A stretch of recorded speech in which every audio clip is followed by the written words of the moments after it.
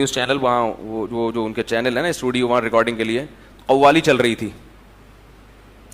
اب وہی لوگ جو میرا درس ریکارڈ کروا رہے ہیں پہلے وہ ناچ رہے ہیں قوالی پہ.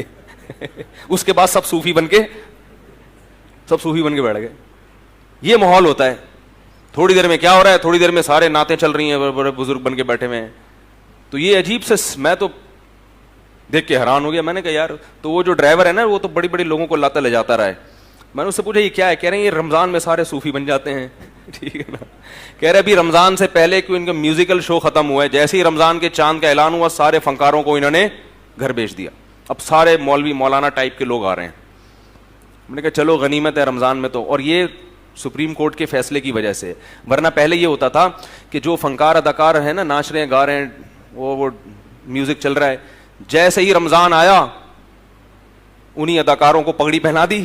ٹھیک ہے, انہی سے درس قرآن ہو رہا ہے اور وہی فنکار ہیں. اب اسلام کی باتیں کم از کم جج نے یہ کر لیا کہ بھائی ہر فیلڈ کے الگ الگ لوگ ہیں. تو کیا کہہ رہا تھا یار, کہاں سے کہاں بات چلی جاتی ہے. بنی اسرائیل کی بات تو تھی, یہاں کہاں سے آئی. ہاں میں قوالی کی بات, کل میں گیا تو قوالی ہو رہی تھی. وہ قوالی کو بھی کیا سمجھ رہے ہیں, اسلام. اسی لیے رمضان میں چلا رہے ہیں نا کہ وہ سمجھتے ہیں کہ یہ کیا ہے, اسلام ہے. قوالی کا اسلام سے کیا تعلق بھائی. کوئی بتا سکتا ہے رسول اللہ صلی اللہ علیہ وسلم کے دور کے کسی مشہور قوال کا نام ہے بھائی, یا خلفائے راشدین کے دور کے مشہور قوال یہ تھے جس کا کلام سننے کے لیے صحابہ کرام اس کی محفل میں جایا کرتے تھے. یہ قوالی بعد کی بدعت ہے, انٹرٹینمنٹ کا ایک ذریعہ ہے. موسیقی سننی ہے, سر ہلانے ہیں, تو لوگ کہتے ہیں گانے کے بجائے یہ سن لو. بات ایک ہی ہے, کان ادھر سے پکڑو یا ادھر سے پکڑو, الفاظ چینج کر دیے لیکن لک وہی ہے سارا. وہی بیٹھے ہوتے ہیں, گھوم رہے ہوتے ہیں, ناچ رہے ہوتے ہیں. تو یہ دین نہیں ہے میرے بھائی. دین کے نام پہ مذاق مت کرو. لوگ صبح سحری میں قوالیاں سن رہے ہوتے ہیں, کہہ رہے ہیں گانے سنیں گے تو گناہ ملے گا, قوالی سنو وہ بھی گناہ ہی ملے گا. سمجھ رہے ہو. آج دیکھیں نا, مذہب کے ان چیزوں کو فالو کیا جاتا ہے جن کا تعلق انٹرٹینمنٹ سے ہے. مذہب کے نام پہ قوالیاں ہو رہی ہیں, ناچ رہے ہیں ڈھم ڈھم. نبی کی محبت میں کیا کر رہے ہیں.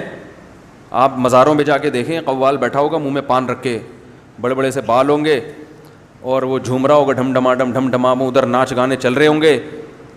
گناہ بھی ہو رہا ہے اور لیبل کیا لگایا جا رہا ہے, نبی کی. بولو بھائی. تو یہ بھی دین کو کھیل, اور اس کے لیے پیغمبروں کو اللہ نے بھیجا ہے. ان چرسیوں کے لیے بھیجا اللہ نے پیغمبروں کو, ان چیزوں کو پروموٹ. بھنگ پی کے اور چرس پی کے لگے ہوئے ہیں سارے, اور دھمال آ رہا ہے.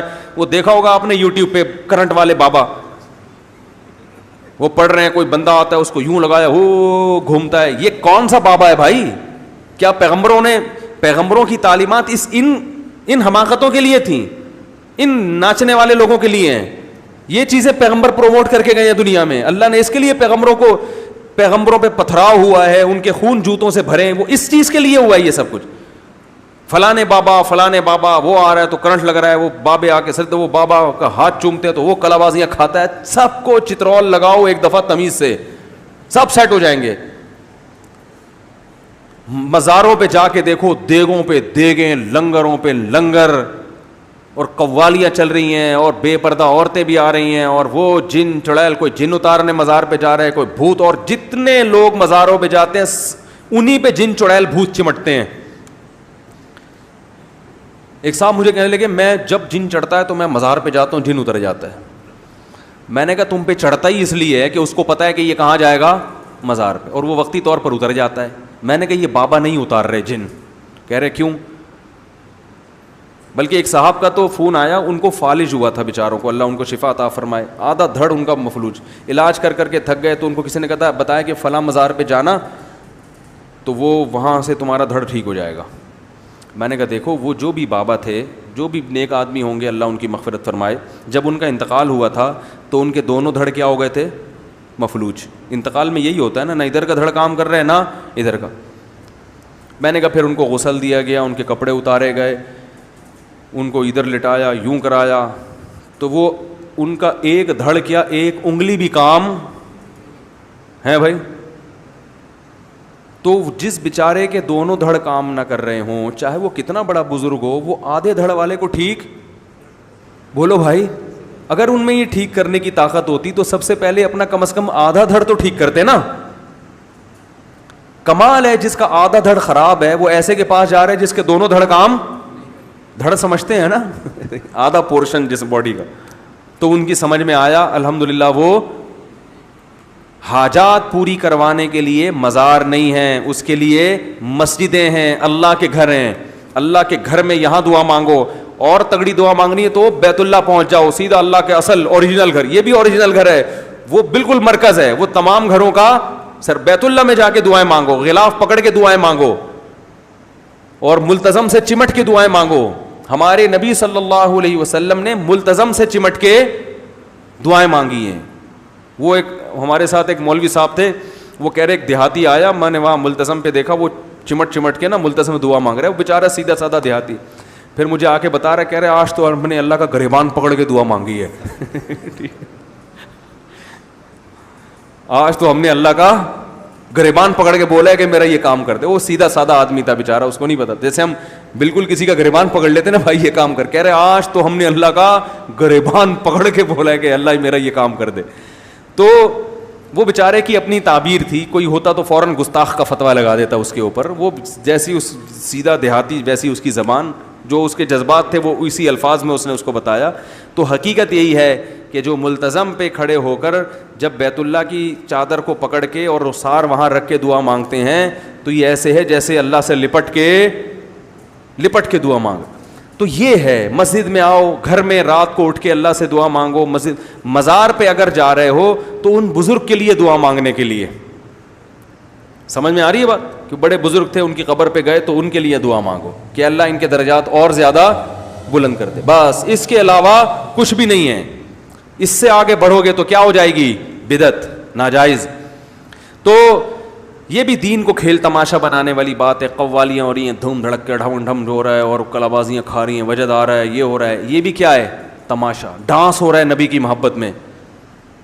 ہم تو دیکھتے ہیں, اب تو باقاعدہ نعتوں پہ کیا چل رہا ہے. میں نے وہاں دیکھا وہ سمندر کے کنارے کچھ لڑکے کیا کر رہے ہیں, ایک نعت چل رہی ہے اور ڈانس کر رہے ہیں. یہ بھی دین کو کیا ہے, یہ دین کے ساتھ کیا ہے یہ. اور نعتوں کے اسٹائل بھی اسی قسم کے آ رہے ہیں. نعت میں ایک وقار ہونا چاہیے, ایک نور ہونا چاہیے. نعت پڑھنے کا انداز ایسا جیسے کوئی فلم کا گانا ہو. تو یہ نعت کے ساتھ مذاق ہے یا نہیں ہے؟ ایسے اسٹائل میں نعتیں کہ لوگ تھرکنا شروع, ناچنا شروع, کلابازیاں کھا رہے ہیں. پتہ ہی نہیں چلتا پہلی نظر میں کہ یہ نعت پڑھ رہا ہے, یہ کوئی مائیکل جیکسن کا کوئی گانا چل رہا ہے یہ. تو یہ سب چیزیں کیا ہیں, انہوں نے دین کو کیا بنا لیا, انٹرٹینمنٹ, تفریح کا ذریعہ. دین اصل کیا تھا؟ قرآن میں آج ہم نے آیتیں پڑھی, قل تعالوا, آؤ میں تمہیں بتاتا ہوں. اے نبی ان سے کہو آؤ. جیسے کیسے پیار سے ہم کسی کو کہتے ہیں نا, یار تو ادھر ادھر جا رہا ہے, تو بھٹک رہا ہے, آ جا ادھر آ جا, چھاؤں میں آ جا. مجھ سے لوگ آتے ہیں نا, کوئی الگ گھریلو مسئلہ کہنا حضرت سب کے سامنے, میں کہتا ہوں ادھر چھاؤں میں آ جاؤ. حالانکہ چھاؤں ہوتی نہیں ہے, ادھر چھاؤں میں آ جاؤ, ادھر بتاؤ کیا کہنا چاہ رہے ہو. تو اللہ کیا فرما رہے, تعالو, ادھر آؤ, آؤ ہم تمہیں بتاتے ہیں کہ تمہارے رب کن چیزوں سے. سارا کچھ ہم کر رہے ہیں رب کو خوش کرنے کے لیے نا بھائی. اگر کوئی قوالیاں بھی پڑھ رہا ہے تو اس کی نیت کیا ہے, رب کو خوش کرنا. تو اللہ کہتے ہیں آؤ ہم تمہیں بتاتے ہیں رب کن چیزوں سے خوش ہوتا ہے. ان دھوم دھڑکوں سے خوش نہیں ہوتا, خوش ہوتا ہے ان کیا ہے, تعالوا ما حرم ربکم اللہ تشرکوا بہ شیئا. سب سے پہلے اللہ کے سوا کسی کو مدد کے لیے بولو بھائی نہیں پکار. سب کس کے محتاج ہیں, اللہ کے. وبالوالدین احسانا, گھر میں ابا اور اماں کے جا کے پوچھو کہ ان کے ساتھ بہت اچھا سلوک کر رہے ہو. احسان کا مطلب اچھا سلوک نہیں, بہت اچھا. احسان کہتے ہیں کسی بھی معاملے کو انتہا تک پہنچانا, بہت اعلیٰ درجے تک پہنچانا, اس کو احسان کہتے ہیں, جس کو انگلش میں کہتے ہیں ایکسیلنٹ. کوئی کام آپ کو نا ایکسیلنٹ, ایک ہوتا ہے گڈ. گڈ کا مطلب اچھا کیا آپ نے, ایکسیلنٹ کا مطلب ہٹو بچوں. تو ماں باپ کے ساتھ ایسا سلوک ہو کہ والدین کہیں بھائی بول لو نا ہٹو بچوں, یہ ہمارا بچہ ایسا ہے, بچوں باقی سارے ہٹو. یہ ہے کیا, احسان. وبالوالدین احسانا ولا تقتلوا اولادکم من املاق. ہر وقت غربت غربت غربت, پیسے نہیں ہیں اور بچے کھا جائیں گے, بچے نہ ہو. اللہ فرماتے ہیں نا نا نا نا, بچوں کو قتل ماں کے پیٹ میں بھی ضائع نہ کرو, پیدا ہونے کے بعد بھی ضائع نہ کرو. کیوں, نحن نرزقہم وایاکم, ان کو رزق فیملی پلاننگ والے نہیں دیتے, ان کو رزق کون دیتا ہے؟ میں دیتا ہوں. اور تو جو بڑا ہو گیا نا, جوانی کی دہلیز پہ قدم رکھا تو نے, اور کھا کھا کے اتنا مسٹنڈا ہو گیا, تجھے بھی روزی IMF والوں نے نہیں دی ہے. تجھے کس نے روزی دی ہے؟ میں نے. یہ گورنمنٹ تجھے نہیں کھلاتی ہے جو تیرے لیے پالیسیاں بنائے گی کہ 2 بچے یا 3 بچے. یہ گورنمنٹ تیرا خدا نہیں ہے. یہ چیف جسٹس جو تجھے پانی